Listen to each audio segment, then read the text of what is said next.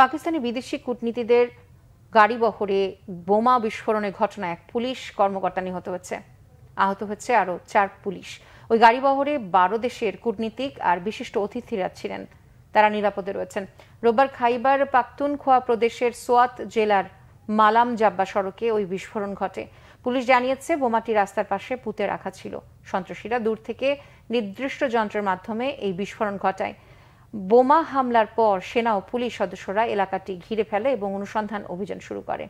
গাড়িবহরে থাকা কূটনীতিকরা Indonesia, Portugal, Kazakhstan, Bosnia ও Herzegovina, Zimbabwe, Rwanda, Turkmenistan, Vietnam, Iran, Russia ও তাজিকিস্তানের। স্থানীয় চেম্বার অব কমার্সের আমন্ত্রণে সোয়াত উপত্যকা এলাকা পরিদর্শন করছিলেন তারা। এ পর্যন্ত ওই হামলার দায় কেউ স্বীকার করেনি। পাকিস্তানের প্রেসিডেন্ট আসিফ আল জারদারি বোমা বিস্ফোরণের ঘটনার নিন্দা জানিয়েছেন।